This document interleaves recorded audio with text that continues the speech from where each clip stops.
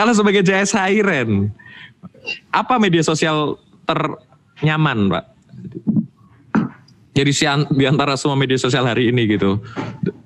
Ternyaman dari sudut pandang bisa sebagai memasarkan karya, bisa sebagai menyapa pembaca, bisa sebagai riset, bisa paling ini nih saya sekali ini medsos ini gitu. Kalau mau memampangkan karya Instagram, cuma kalau untuk lain-lain kayak tadi menyapa pembaca, riset itu Twitter sih. Twitter ya.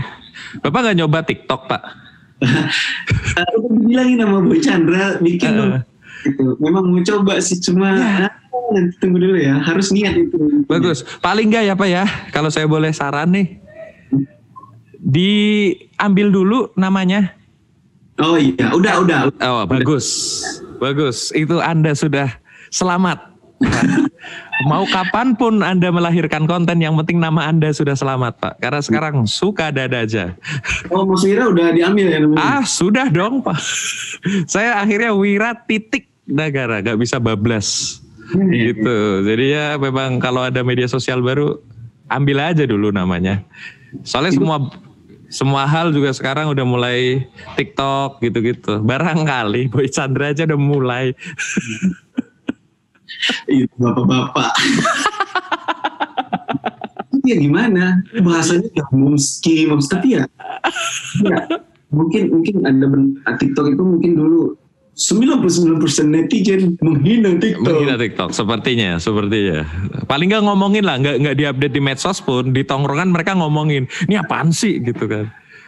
Memang sesuatu hal yang baru itu dicibir dulu sih. Iya emang sih, era Pak. Setiap era berganti pasti ada aja orang mau ngapain gitu-gitu. Nah kembali nih tadi kan Bapak juga udah nyinggung tuh, belajar sampai ngobrolin tulisan sampai ke Riri Riza. Di mana itu, apakah itu sebagai sebuah jalur Bapak akhirnya menjadi seorang aktor mania? Aktor mania. Atau ada jalur lain sebelum itu sampai akhirnya Bapak bisa tersedia di Netflix? Asik banget loh. JS Hairen tersedia di Netflix. Keren gak tuh? Nah itu gimana jalurnya Bapak jadi aktor mania nih, gimana nih? Hoki ya? Enggak dong, ada cerita, pasti ada cerita. Cari benangnya dulu deh, benangnya gimana nih ya? Jadi aduh. Tapi kalau disebut aktor nggak berani juga, karena baru main satu film itu. Ya kan nggak apa-apa, yaudah deh, pemain film Humba Dreams. Jadi kebetulan main film Human Dream, sudah dah tuh, aman tuh. Dah. Awalnya itu kenal Bang Riri Riza adalah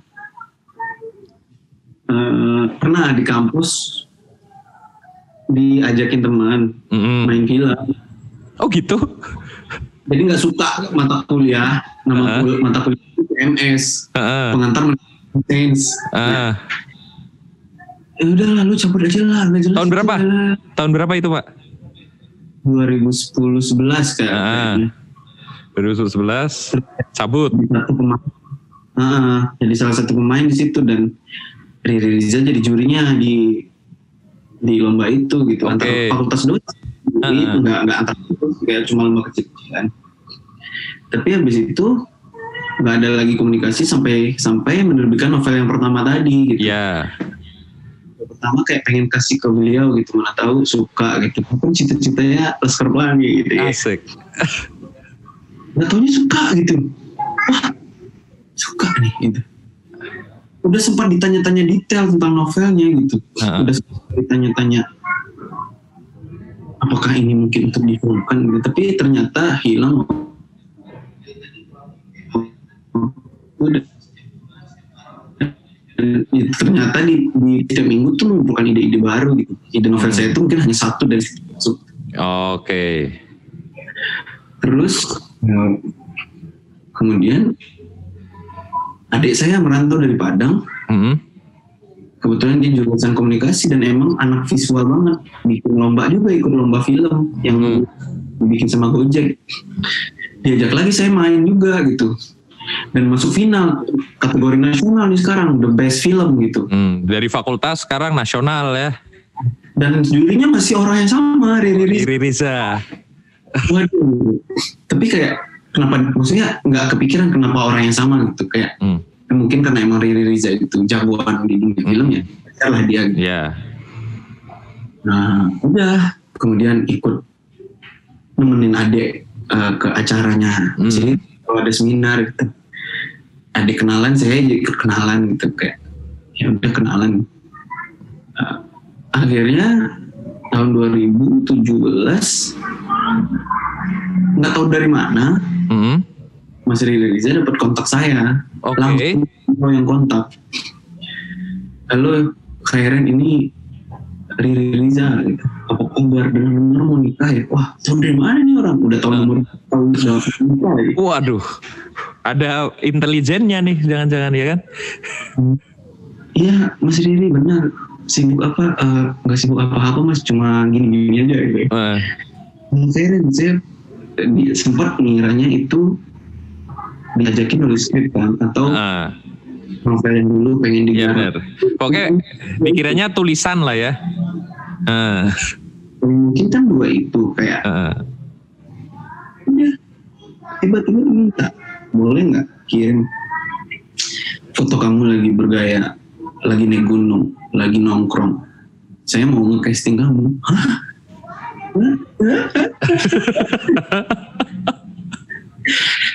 Freeze dulu kan, freeze, you never freeze. Oke, gue cerna dulu. Oke. Mas Riri bercanda ya? Enggak. Ya udah, akhirnya kirim. Kan udah kayak nggak jelas, mikirnya kayak sampai loncat-loncat. Ini beneran mau nikah lagi kan ya? Akhirnya datang ke kantornya kayak 3 hari setelah itu, dan dikasih script untuk dibaca gitu di depan kamera, tes screen, dan oke, bisa, terus dari rekam udah oke. Minggu depannya balik lagi, dikasih 1 script full. Wow, udah jadi ya itu ya? Ya, udah jadi, maksudnya iya, dikasih 1 script full. Pas dicek, ternyata nama yang kemarin saya peranin itu dalam naskah ini ada 80% nama dia gitu. Nah, ini nggak bercanda. Saya bukannya, ya emang gue nge-casting dulu jadi tokoh utama gitu. Biasanya kan kalau Miles film kan betul. Dapat saya gitu. Saya gitu. Orang yang nggak pernah, maksudnya ya bukan anak film gitu. Teater juga. Asing lah ya. Hawa-hawanya kok kayaknya asing gitu, tiba-tiba langsung blek. Oh iya, emang kamu saya casting jadi tokoh utama. Hah? Kenapa Mas? Gitu. Karena karena ada kemiripan besar kamu dengan si tokoh yang akan ada di film. Tokoh Mas Wirang udah nonton kan? Itu anak film yang dari kampung datang. Betul. Terus mempertanyakan banyak hal. Pasti kamu itu. Iya, oke. Kamu ada hubungan koneksi dengan ayah nggak? Ada. Ayah saya penulis. Ayahnya dia di toko itu juga seorang filmmakers di Sumba gitu, seorang staff di Kementerian Penerangan. Nah, jadi kamu punya pertanyaan yang sama dengan dia gitu, dan mungkin hal yang nggak disebutin dari Riza, kulit saya lumayan matang gitu. Indonesia Timur gitu. Jadi oke, di casting udah reading 3 bulan, latihan 3 bulan ke Sumba, tinggal di sana, bergaul dengan orang-orangnya. Udah 2017 baru tayang kemarin tahun ini di Netflix. Sebelumnya sempat ke festival-festival dulu, ke berbagai negara, baru bisa dinikmati di tahun ini. Nice. Dan kalau teman-teman penasaran bisa ditonton tuh di Netflix. Bayar ya. Jangan cuma ngeribetin timeline orang dengan jualan Netflix, dibeli.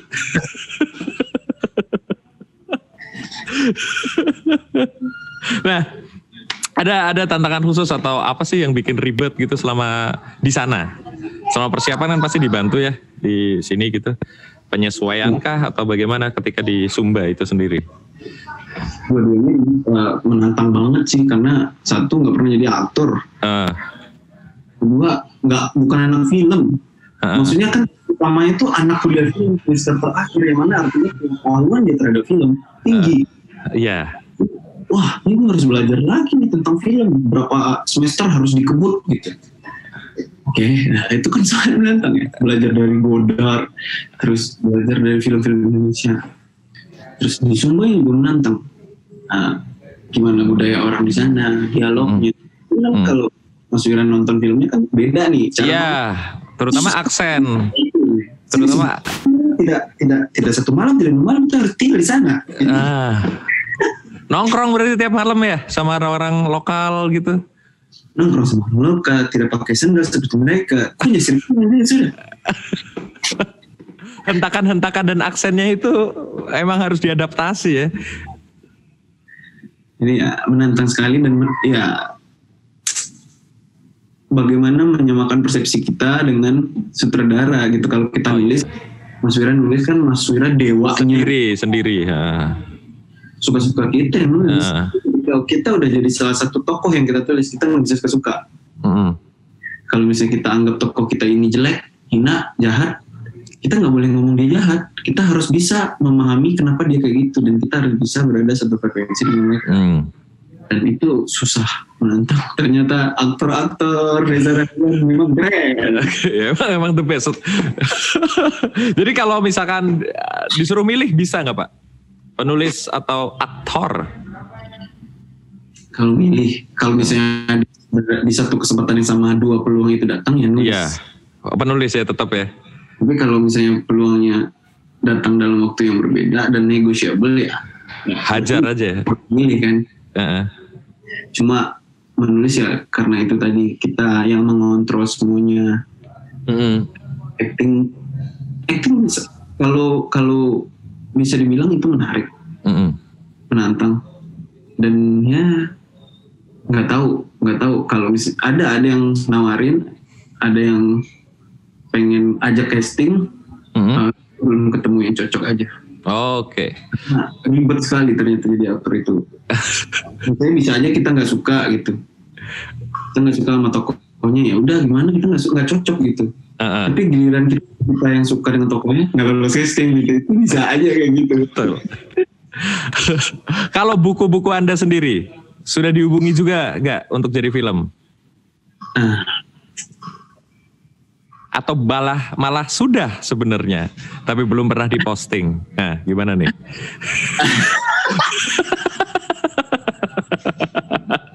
Wah, eksklusif nih podcast Eiger. Saya ingin menggunakan hak tidak menjawab. Aduh, kenapa ke situ, Bos? Jadi gimana? Ada atau bahkan sudah apa? Gimana? Apa justru sebuah proyek yang memang berkelanjutan dari awal? Nah, gimana nih? Gimana? Yang enak aja deh. Nggak ngebocorin. Nah, ini bagus intinya. Ini ada satu yang udah tanda tangan. Udah. Oke. Sip. Judulnya masih dirahasiakan. Oke. Anda terlibat juga sampai di mana? Skripnya kah juga ikut? Penyutradaranya ikut atau main? Bagaimana? Sepertinya hanya novelnya yang diadaptasi. Mungkin skrip akan jadi advisor. Ya. Nice. Okay. Dan kebetulan tadi untungnya itu sudah juga terjawab tentang buku-buku Bapak yang kelak akan dijadikan layar lebar. Ada proyek lain lagi nggak Pak ke depan? Bocorannya tipis saya tipis. Selain buku baru tuh tadi ya, buku 13. Yang lain-lain nih, tipis aja Pak. Spoiler lucu. Mungkin tahun depan pengen bikin non-fiksi. Oke. Tipe apa tuh Pak? Romance kah? Nah, kalau romance kan fiksi berarti. Iya. Non-fiksi tentang apa ya? Mungkin bukan ilmu pengetahuan atau tips masak ya, tapi kayak hal-hal atau kesalahan-kesalahan di usia 20-an gitu. Jadi kalau di toko kan isinya bagaimana agar sukses di usia 20, bagaimana agar kaya raya. Kita bikin kebalikannya. Pengembangan diri lah ya. Ya, kesalahan-kesalahan usia 20-an. Ada lagi yang di luar itu kah, ada nggak? Di luar sebagai penulis, di luar sebagai dalam film? Ya, di luar itu ya nunggu kita dikasih jalan-jalan sama Eiger nih, Mas Wira. Iya. Mungkin udah akan diajak jalan-jalan ya, cuma ini pandemi. Tenang aja Pak, slow mau kemana? Gas, jalan-jalan. Berarti nantinya apalagi ketika pandemi berakhir gitu, buku barunya juga pasti akan tour juga kan? Belum tahu. Yang jelas buku baru 11 ini nanti terbitnya e-book dulu. Jadi, terbit buku fisiknya nggak tahu, mungkin tahun depan. Berarti itu ya sudah terjawab tentang proyek yang tidak pernah diupdate ini. Bahwa ternyata sudah ada ya. Podcast ini ya. Eksklusif ternyata sudah ada tanda tangan, dan kita tunggu saja bagian mana dan hal apa yang akan dibagikan dalam versi layar lebar dari tulisan-tulisannya J.S. Khairen. Dan kita udah masuk di fase closing Pak. Nih diminta nih sama Eiger Pak, challenge. Challenge-nya adalah challenge-nya adalah kita disuruh bikin kata-kata. Begitu, ya. Waduh. Nah, kombinasinya adalah saya membacakan kertas dari sini, Bapak yang bikin kalimat, oke? Bapak enggak. Loh, saya kan sudah berkontribusi memilihkan kata-kata. Kemarin briefingnya gitu. Briefingnya gitu ini nih. Hashtagnya ya Pak ya. Hashtagnya serem nih Pak. Hashtagnya serem banget. Kacau. Main aman. Serem banget kan. Tuh, menjadi aman di kondisi seperti sekarang. Wow. Pilihan katanya itu. Enggak, ini hashtagnya. Berarti tema-tema besarnya adalah main aman. Nah, kata-katanya adalah kocokan saya nih ya, Pak ya. Sip ya? Sip. Apa ya nih? Set. Ini ada waktu atau enggak? Boleh besok atau gimana? Boleh langsung. Saya ngasih kata pengantar aja ya Pak ya. Bapak kesimpulan sampai daftar pustaka pokoknya. Oke? Nih katanya adalah lembayung. Oke? Lembayung. Enggak kelihatan. Lembayung. Waduh. Lembayung senja. Nih sobat kopi senja pasti paham banget nih tentang lembayung. Masalahnya saya nggak suka kopi lagi. Nggak apa-apa Pak, bagus, sehat. Hah? Satu kata aja. Jangan dah. Satu bait deh. Oh enggak, ini mukanya Abang Mira. Apa? Buku lagi. Apa? Enggak, ini maksudnya kata yang ditarik dari kotak itu cuma satu. Oh kalau mau sekalian boleh. Biar sekalian panjang lah ya. Boleh. Oh kirain itu ditarik 3 kata terus dijadiin satu kalimat. Sebenarnya bisa kayak gitu. Tapi aku pinginnya itu endingnya. Jadi ini dulu satu. Terus nanti aku ngambil satu. Aku ngambil lagi satu. Nah gimana nih 3 yang teracak ini endingnya jadi satu. Oke. Kalimat utuh. Lumayan menantang kan. Yang pertama lembayung ya Pak ya. Ya. Oke. Yang kedua udah siap belum nih Bapak nih? Oke siap. Bapak harus pastikan yang pertama udah selesai dulu. Ya, Baru saya tarikin nih yang kedua. Oke. Menarik. Ya. Terus gimana caranya nanti nyambung ya? Yang pertama lembayung, yang kedua manekin Eger. Nah, gimana tuh? Itu nggak mungkin, tenang aja. Tiba-tiba yang kedua selerekan tas, kan nggak mungkin. Masa aku menarik selerekan tas di atas lembayung yang tertangkap di matamu? Wah, kecolok berarti. Tidak mungkin ya, hal-hal kayak gitu nggak mungkin. Kalau saya punya kuasa besar di sini mas saya gituin Pak. Kata pertama lembayung, kata kedua adalah botol minum. Enggak sih, enggak mungkin. Ya betul lembayung, mantap. Lembayung. Oke, udah ya. Udah, bacakan dong. Bisa nih. Oke. Bacakan dulu. Sendirinya nggak bisa dibaca.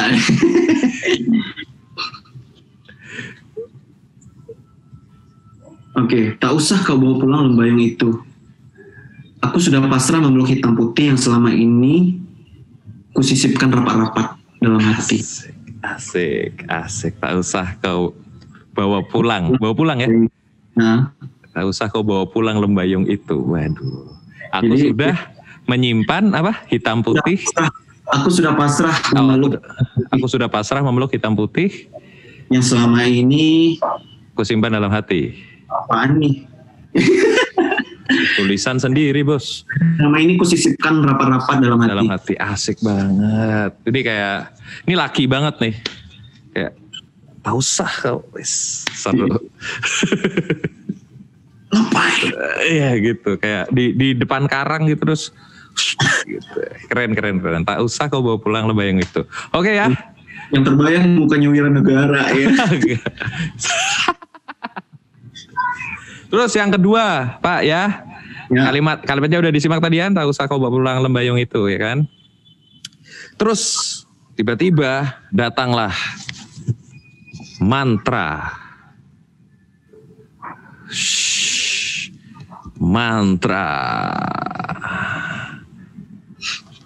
Oke. Ini harus nyambung atau enggak? Atau terserah? Apa? Harus nyambung atau enggak? Harus nyambung enggaknya sama yang pertama, silakan. Tapi endingnya, ini ketiga kata harus nyambung nih Pak. Oke. Gimana? Enaknya sih kayaknya nyambung sih. Biar dibaca terakhir. Mantra. Mantap terasa.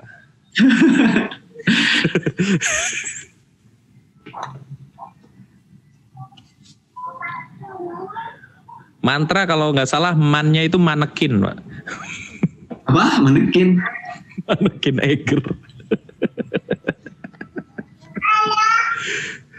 Wah itu mantra. Kalau lembayung memang mantra.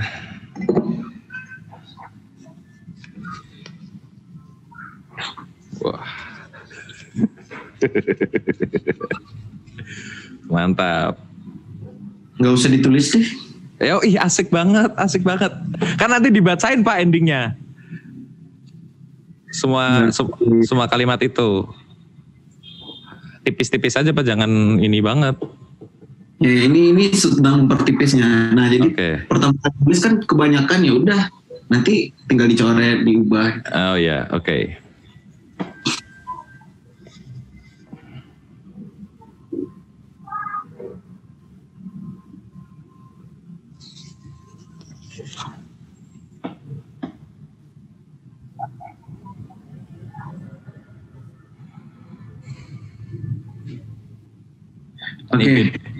Oke, mantap. Mantra. Bagaimanapun mantra yang kau baca, takkan sanggup lagi mengalahkan hatiku yang sudah beku. Asik. Udah ditolak ya lembayungnya karena udah menyimpan memeluk hitam putih, disimpan rapat-rapat. Terus udah nggak peduli lagi sama mantra-mantra dia ya. Oke, tetap nggak bisa. Udah nggak bisa ya, udah kukuh hati berarti ya. Karang ini mah. Dan terakhir nih Pak. Ya. Dan 2 kata terakhir. Oh, jadi 1 kalimat. Jadi main aman. Jadi habis kena lembayung nih, kena mantra, harus tetap main aman. Jadi 1 fiksi mini. Gak usah kau bawa pulang main itu. Asik.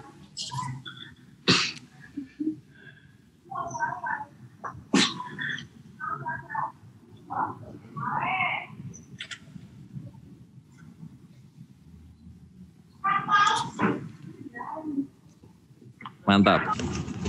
Main aman. Main aman bisa terjadi di segala situasi. Ada main aman karena berpendapat. Ada main aman karena bernyanyi-nyanyi. Main aman karena membuat meme alias meme. Harus tetap main aman. Ingat, kita tetap harus pulang karena kita ditunggu di rumah. Bapak ibu kita pasti ingin kita terus merasa aman. Maka dari itu tetaplah main aman setelah dari lembayung. Mungkin gitu ya, habis lihat lembayung terus capek gitu. Saking capeknya terus marah-marah gitu, ngeluarin mantra-mantra aneh gitu. Yang penting tetap aman. Mantap. Nah, ketiga kata ini akan sudah dibacakan tadi yang tentang lembayung, sudah dibacakan tadi tentang mantra, dan sekarang dikombinasikan dengan main aman. Nah, gimana nih? Nah, 3 kalimat ini tadi akan jadi 1 kalimat utuh. Fiksi mini. Mantap. Fiksi mini ala CS Hairen. Asik. Asik. Nih, barangkali teman-teman pengen tahu nih kehidupan penulis pas ngurak-urak. Nah, kayak gini nih. Wah, di kepala berputar-putar, apa ya? Gitu-gitu. Kalimatnya bagus, apa ya? Gitu. Diksi-diksi yang cocok, apa ya? Gitu. Terus pergi. Kalau saya itu, bagian itu tuh. Pusing, pergi. Begini kehidupan. Penulis. Nah, bagaimana ini? Bapak Jais Hairen terlihat sudah mulai menyibak-nyibakkan rambutnya. Apa ya? Asik. Karena ini ending jadi agak panjang ya. Oke, nggak apa-apa. Langsung dari yang pertama aja Pak. Dibacakan dari lembayung sampai akhirnya main aman. Go. Kita mendengarkan teman-teman. Sip. Tak usah kau bawa pulang lembayung itu. Aku sudah pasrah memeluk hitam putih yang selama ini kusisipkan rapat-rapat dalam hati.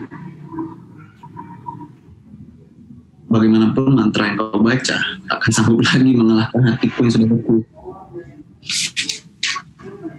Tidak. Aku bukan main aman. Ini amat penuh risiko. Kalaupun kelak ada yang datang lagi, aku hanya bisa berikan sepotong demi sepotong. Apa? Kenapa kau tarik jari manisku? Apa itu? Main aman, bisikmu. Bagus. Sesuai dengan nice. Ini teman-teman itu adalah sebuah contoh fiksi mini. That's it. Bagaimana caranya kita membuat sebuah kalimat nih? Singkat, padat, jelas, dan langsung gitu. Fiksi mini adalah salah satu bagian yang menyenangkan dari suatu main-main tulisan lah ya. Sebelum dibentangkan jadi sebuah kalimat-kalimat yang bagus, wah itu seru sih. Menarik jari manis dan main aman. Oh my god. Nice. Nice. Dari sini saya bisa menarik kesimpulan Bapak nih story sekali ya, bagus gitu. Bapak tuh kayak ya gitulah. Iya gak sih Pak? Story sekali ya. Asik banget. Mengira ini. Enggak. Saya itu non story Pak. Saya itu orang yang suka sekali dengan kata-kata dan kombinasinya. Gitu. Jadi sebenarnya sebatas alur agar orang bisa membaca dari awal sampai akhir gitu Kayak gitu susah tuh kayak gitu. Karena yang saya baca kebanyakan buku puisi kan. Nah kalau Bapak J.S. Hairen ini tadi yang dibuat dari Lembayung, Mantra dan Main Aman jadi satu cerita utuh dan punya punch. Itu story banget bro. Itu novel. Dimana itu saya pengen bikin novel, makanya saya belum berani sampai sekarang. Karena memainkan story itu ngeri Pak. Membuat orang ingin terus membuka lembar buku. Wah it's good Pak. That's good. J.S. Hairen bro. Kamu bisa dapatkan buku-bukunya di toko-toko buku di Indonesia. Dan pesan untuk para Eigerian, Pak. Terkait karya, cipta, terutama dalam orang-orang Eigerian yang ingin menulis. Silakan, Pak. Saran praktis, pertama nulis. Kalau pengen nulis aja. Iya. Kedua, tidak hanya untuk yang mau jadi penulis, tapi untuk semua orang.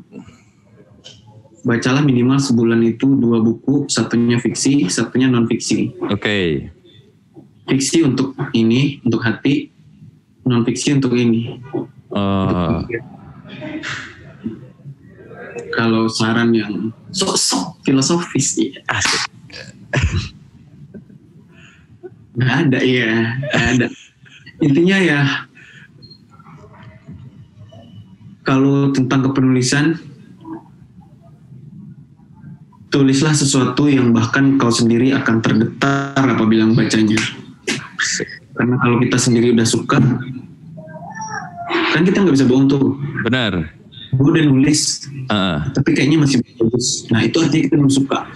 Tapi kalau kita bagus, kita tahu ini bagus. Kan, nah itu yang paling penting. Jadi diri sendiri dulu, nggak usah mikirin orang dulu. Pernah J.K. Rowling pun draft pertamanya jelek. Iya. Oke, nice. Jadi intinya ya tetap aja ya, maksudnya lakuin, terus tetap pemanasan pikir dengan terus-menerus membaca untuk urusan batin dan kepala. Dan begitulah perbincangan kami untuk obrolan terkait penulisan-penulisan. Semoga bisa memeluk rasa penasaran teman-teman terkait bagaimana sih dari dunia pikiran kita sendiri terus akhirnya menjadi buku yang dibeli oleh banyak orang, terus menjadikan jembatan untuk bisa menjadikan karya-karya lain. Dan semoga apa yang udah kita bahas terutama hal-hal penting itu juga bisa diresapi teman-teman dan juga bisa kita saling memeluk dan saling menyadarkan. Terima kasih untuk J.S. Hairen untuk waktunya. Semoga juga bisa untuk menemani waktu-waktu teman-teman semuanya dan sampai jumpa di EigerPods selanjutnya. Saya Wira Nagara, terima kasih. Wassalamualaikum warahmatullahi wabarakatuh.